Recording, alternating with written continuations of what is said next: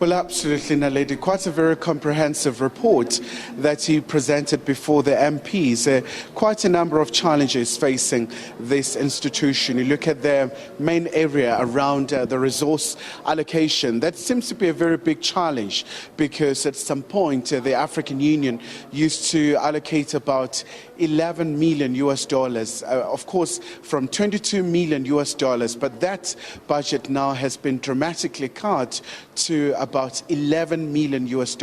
So financial constraints continue to face this institution, but apart from that, the very startling revelations around the financial misuse by the past leadership that was also laid bare by President Charumbira, where you spoke about how do they improve also the image of their institution. They are talking about retaining and reclaiming their voice, but also repositioning this parliament that has always been known for the controversies, that has always been mired in all kinds of scandals. So now it's the time to build, but also something that was quite significant, and a lady that he mentioned was around the issue of saying it's important for the Pan-African Parliament to be a leading voice in as far as calling for the silencing of the guns. You look at the current situation in the eastern part of the DRC, the recent terror attacks in Somalia and Mogadishu. So those are some of the key issues that were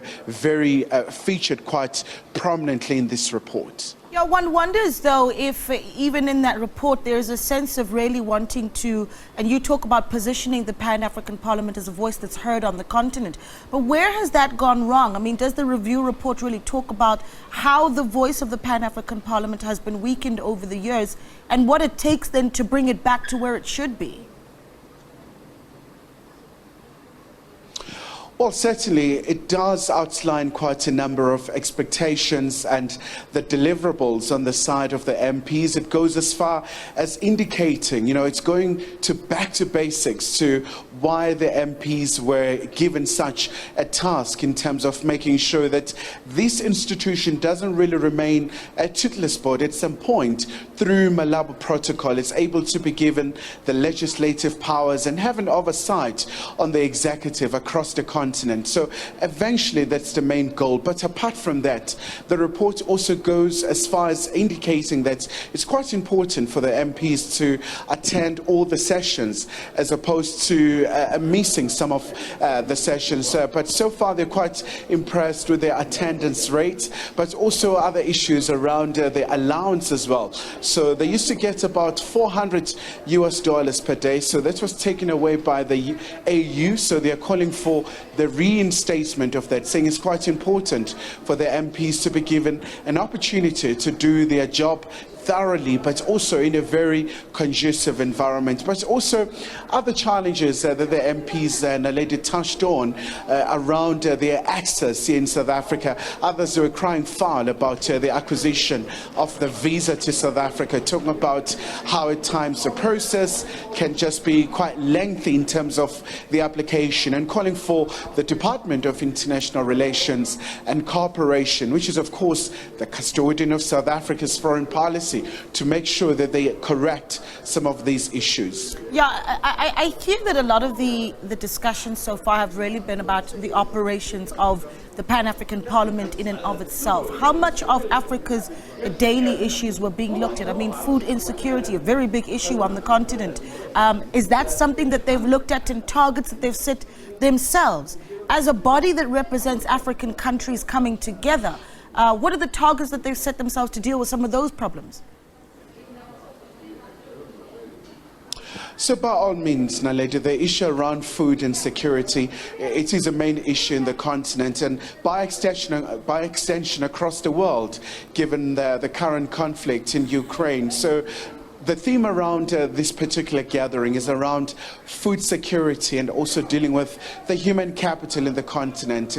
There was a report that was presented by Food Agriculture Organization, and they said about 280 million Africans are facing hunger in the continent. So that's quite a very indictment for the continent that has such a very significant arable land, but also in terms of agriculture, but also other challenges that are really affecting the sector in terms of food production would be climate change. So those are some of the issues that really came out quite significantly during the course of the discussions with the MPs, but also looking at ways of making sure that the food production that is resilient to the climate change in terms of the production, given the vulnerability of the continent to all these exogenous shocks and many other challenges as well. Yeah. Just to quickly, as we wrap up, Khayelihle, what else is on the program for this sitting of the Pan-African Parliament? One would hope that when they have this special sitting, even perhaps even the Africa Free Trade area would have been discussed.